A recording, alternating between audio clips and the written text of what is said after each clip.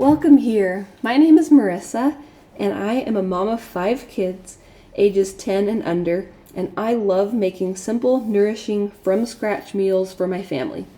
I thought I'd share with you a week of dinners at our house.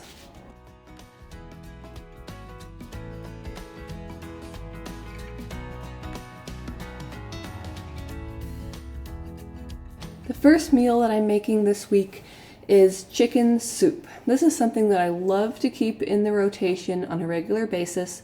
We'll have it more often during the cold winter months when there tends to be more illness going around just because it's so beneficial. But we do like to keep it in the rotation year round. I'm using a whole chicken. This is a pasture-raised chicken that we raised actually out back on our property. We like to raise some meat chickens every year. They're one of the best animals to get started with. I guess after laying hens, those definitely take first place.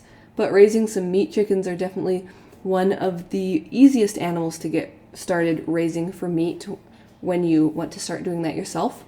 But this recipe is really easy. I just put the whole chicken into the pot. I'm adding onions. I'm chopping these up pretty small because I want everything to be in pretty nice, small, bite-sized pieces when we go to eat it. I'm also adding some garlic.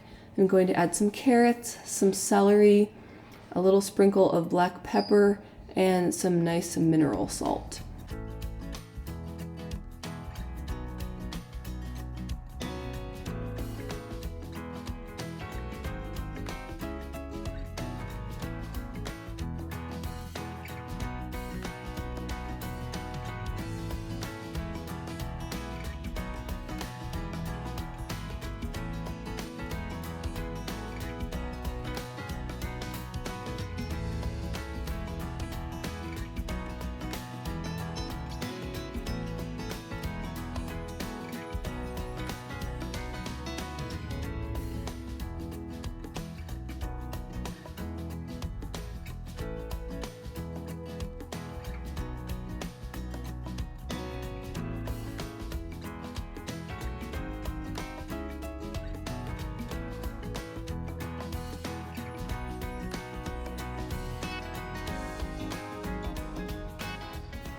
You'll have to excuse my very frosty carrots here.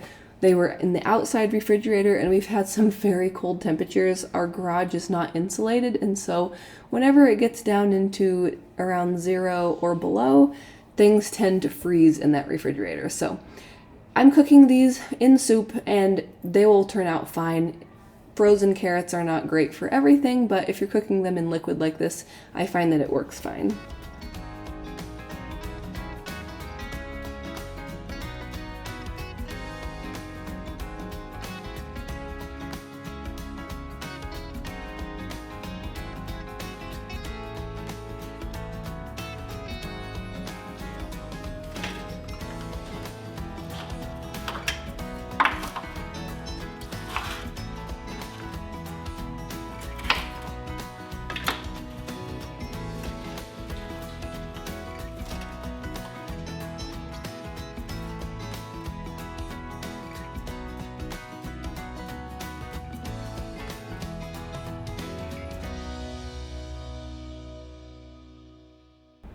Once everything is added to the pot, then I just cover it with filtered water and take that over to the stove, and I'm going to start by bringing it to a boil.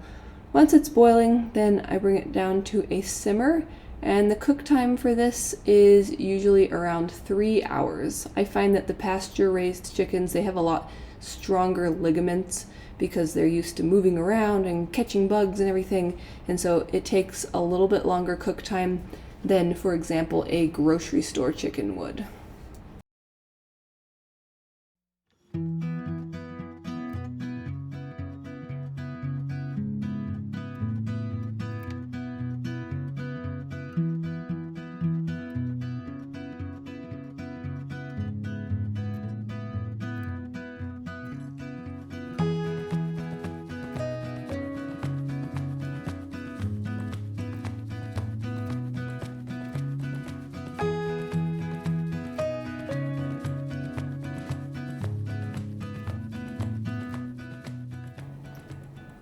The next meal that I'm going to be making is chili. I'm using white navy beans, and the day before I want to make this, I actually start soaking the beans. I add a little bit of baking soda to the beans and then cover them by several inches with water. And then I'm going to be changing this soaking water out a couple of times before I end up cooking the beans. And soaking them like this really improves how digestible they are. It can really get rid of any kind of digestive issues with beans, and I just find it's very, very helpful. So after I add that baking soda and water, I will bring it up to just a very light simmer and then let it soak. And then I will strain out the beans, rinse them off, add them back to the pan with another pinch of baking soda and some water, bring it to a simmer, let it sit again. I try to do this at least once every time. A couple times, or like 2 or 3 is more ideal, but I try to make sure I do this at least once whenever I soak beans.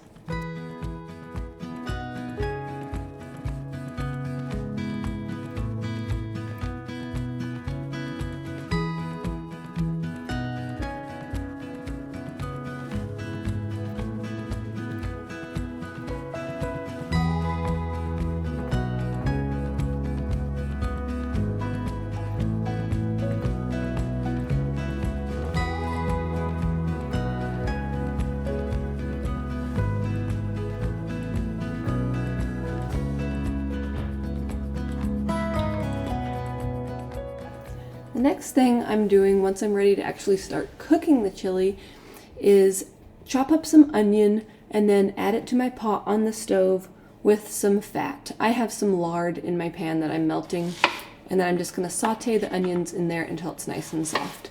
And the nice thing about soaking beans ahead of time, not only for improving digestibility, is that it really reduces your cook time as well. So I'm able to start this and I don't have to worry about needing to have a super long cook time for it, since those beans were already soaked very well.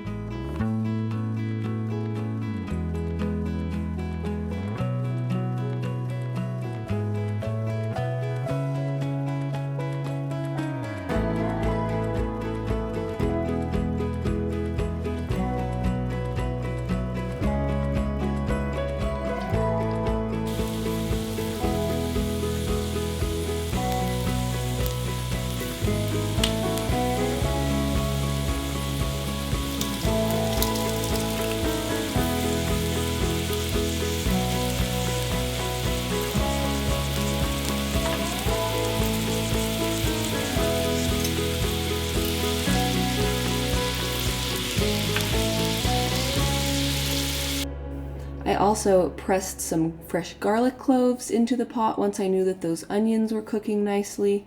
And then once the onions are nice and soft and the garlic is really smelling great, then I'm adding my meat. I'm using ground beef. I'm doing 3 pounds of that. And as you can see, planning ahead didn't happen super well today. So I'm cooking the ground beef from frozen. I like having it defrosted, but if that doesn't happen, I'll cook it from frozen, and it always works just fine. It just takes a little bit longer. You have to keep the heat lower. You might have to add a little water, but you just keep kind of breaking it up, and before you know it, it's all cooked. For spices, I am adding a variety of different things. I'm adding some chili powder, some ground cumin. I'm adding some of our dehydrated cane sugar. It's actually sucanat, so nothing's been removed from it. It's super brown. It's got all the vitamins and minerals in there.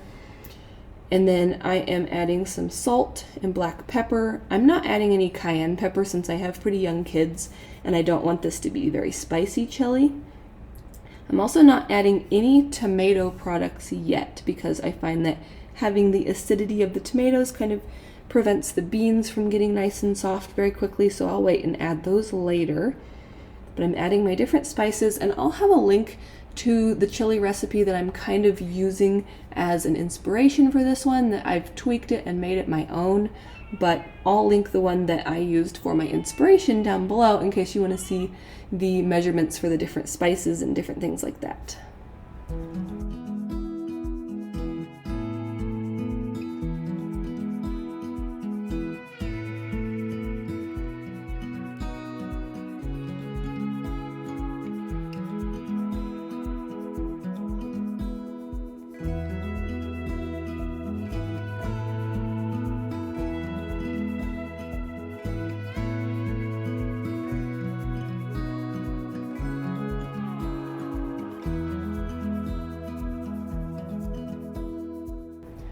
After I've added my drained beans, I'm going to go ahead and add my chicken broth or chicken meat stock, whichever you'd like to call it.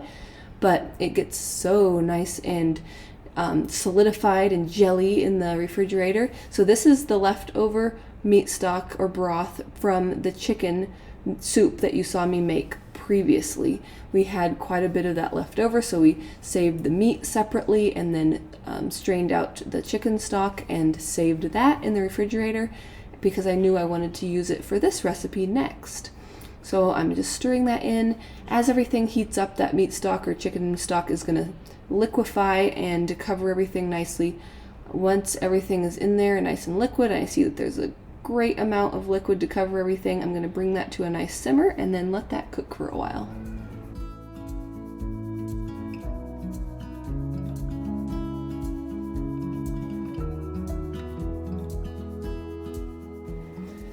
Once I know that the beans have cooked and are pretty soft, I'm going to go ahead and add my tomatoes.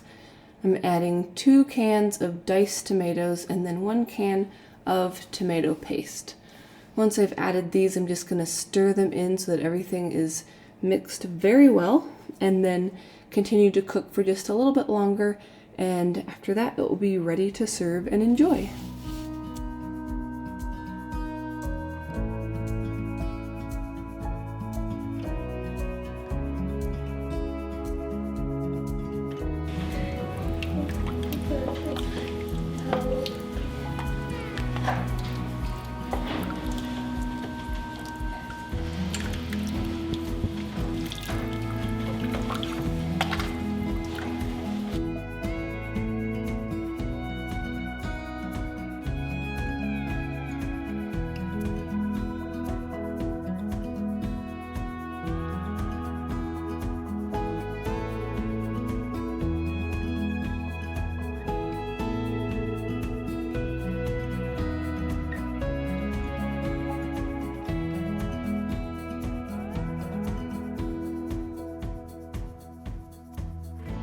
We like to serve with this topped with some raw shredded cheddar cheese, some sour cream, and then we have hot sauce for anybody who wants it to be spicy.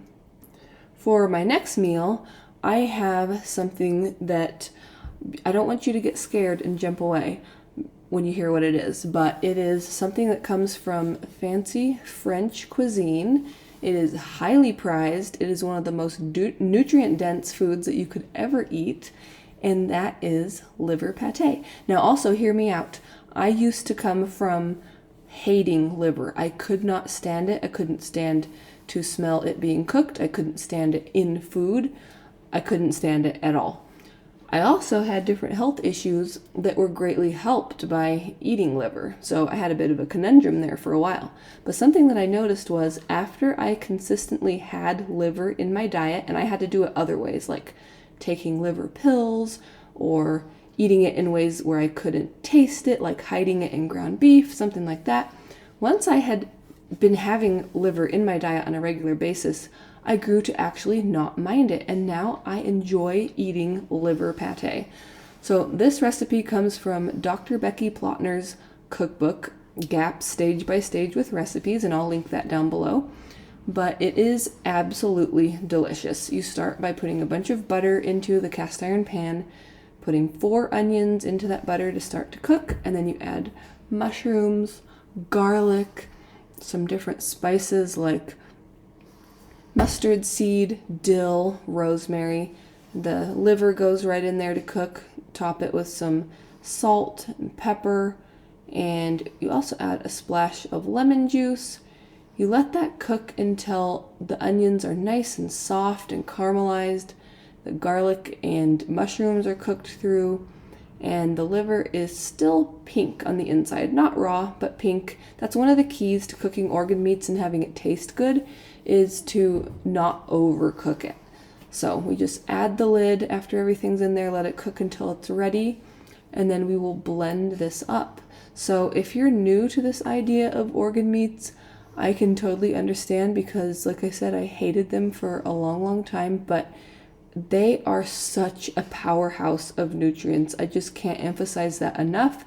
The energy that it gives you, the help with just feeling good, well-being, getting rid of headaches and migraines, those are all things that I have experienced when adding liver to my diet on a regular basis. It helps you feel stronger, better energy levels, better sleep from those B vitamins, just so many different things. I could go on and on, but all I'm saying is that if you're not sure about it, think about it for a little while and just give it a try. I think you'll be surprised at how good you feel.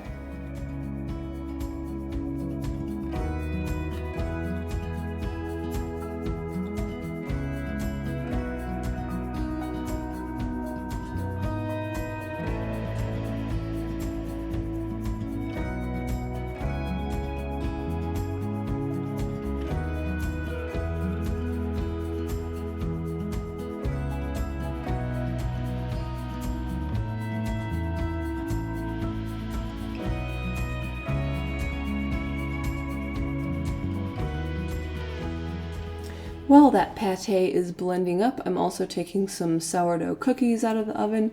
I had some dough left in the refrigerator that I needed to finish up and just get those baked, so I'm just doing that at the same time, and that's something that we're going to enjoy for dessert after this dinner. So to serve this, we have slices of sourdough bread. I get it out of the blender into a glass container, and then we spread it on slices of homemade sourdough bread. Other ways that you can eat this are with crackers. Sourdough crackers are delicious with this. You can also slice vegetables and dip those in it. And to be honest, you can just eat it in a bowl with a spoon. We enjoy all of those ways.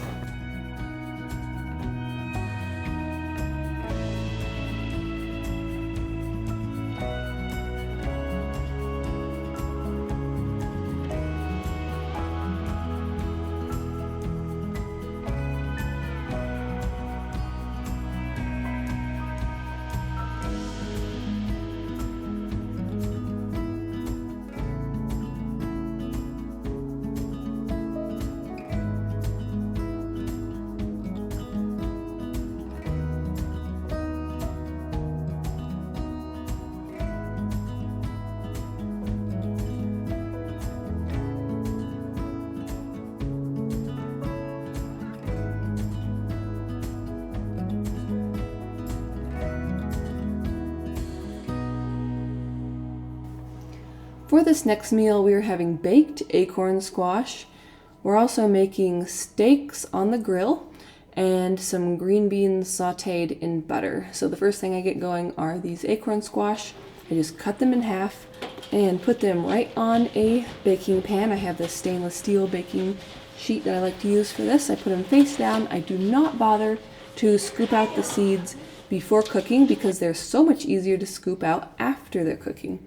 I'm going to put those in the oven at 400 degrees, and they take around 45 minutes to bake. After those have been baking for a little bit, I'm going to get my steaks ready. So these have been defrosting in the sink. These are New York strip steaks. They're from the beef that we get. We get a whole beef at a time, which is really fun because you get all the different cuts, including steaks. So I'm just putting these on a plate, and I'm going to season them with some salt and pepper, and then we're going to be grilling these outside.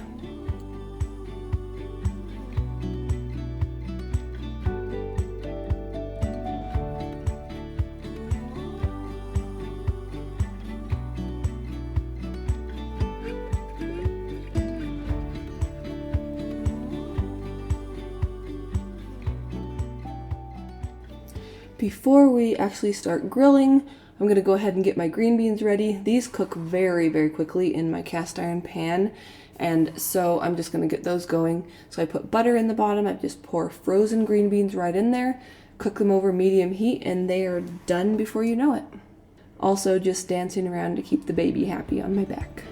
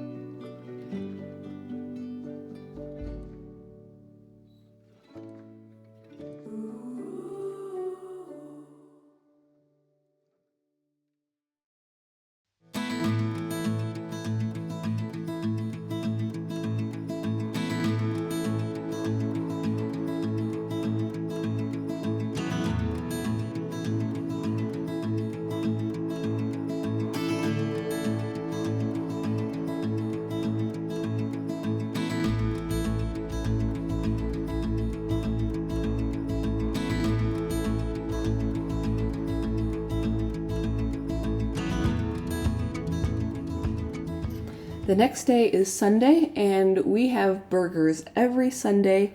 On Sundays, we have our biggest meal as our middle of the day meal. It doesn't seem right to call it lunch, so I guess Sunday dinner.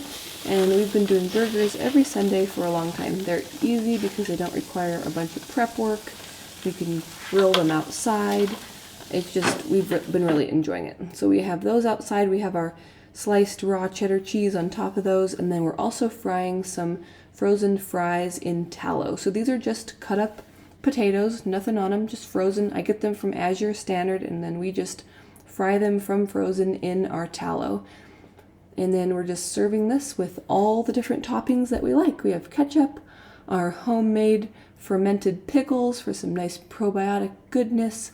We have mustard and mayonnaise for the people who like that, fresh tomato, lettuce, and our homemade sourdough buns.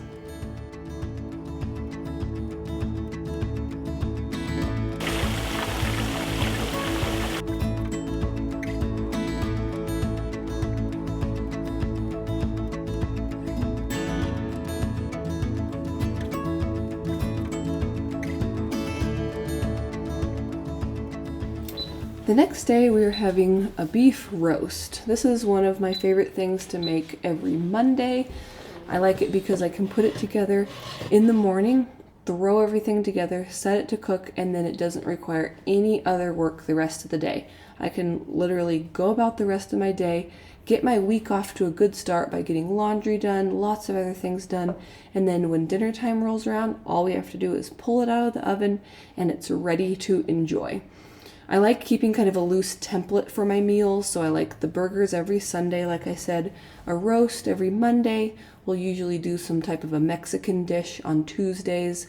Thursdays are always an Italian theme. So keeping themes like that really helps with meal planning because then I can easily think what would fit with that theme for that day. But for this roast, I'm just putting it into my cast iron Dutch oven. You can absolutely do this in a crock pot as well. You just have to adjust the cooking time. But I'm adding that to my cast iron Dutch oven. I'm putting potatoes around it, seasoning it with some salt and pepper. I'm peeling carrots and chopping them coarsely and keeping them in bigger chunks and adding those. I am adding some onion. I just cut that in half and put it in there. I'm also adding some sauerkraut brine.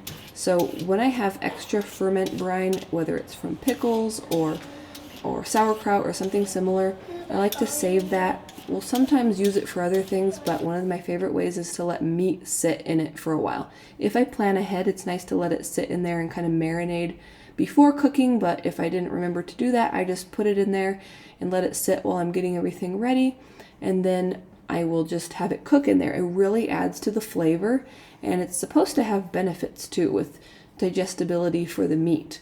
And if you notice, my roast is actually frozen. Sometimes I plan ahead for taking this out ahead of time. Sometimes I don't. It always turns out just fine. and you just kind of do the best that you can, and everything turns out great.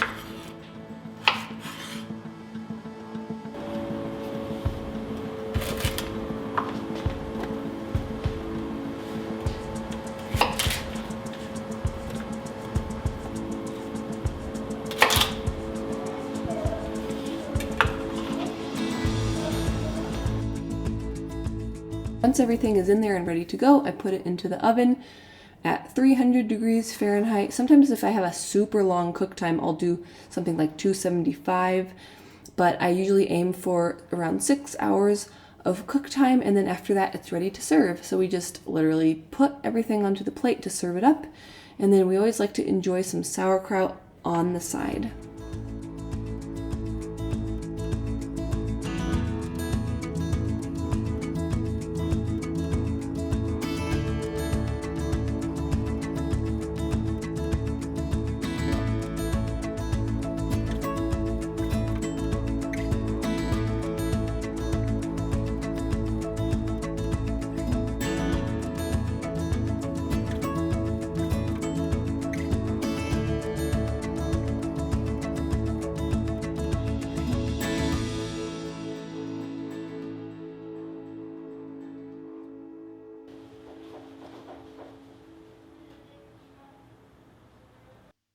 For the next day's dinner, we are doing soft-shelled tacos, or I guess you could call them burritos. We usually call them tacos, but let me know in the comments what you think they should be called.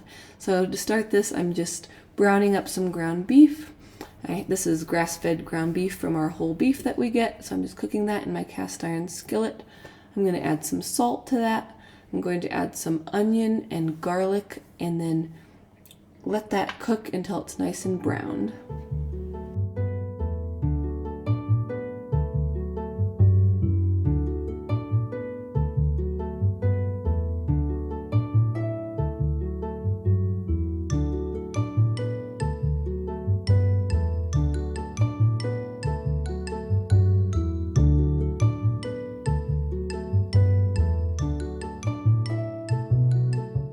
So I'm adding onion powder and garlic powder. Sometimes I'll do fresh chopped onion and garlic, just depends on kind of what's going on. The powdered versions are definitely quicker, but I do like the flavor of the fresh ones. I don't add chili powder or anything else like that these days, just because I want to keep it really mild, because my baby likes to eat meat also, and I don't want a bunch of extra spices for her quite yet. I'm also getting ready the other toppings while that meat is finishing cooking. I'm shredding up some of our raw cheddar cheese. I'm also going to be cutting up some lettuce, some tomatoes, slicing some avocado, and then getting out the other toppings that we will enjoy with these.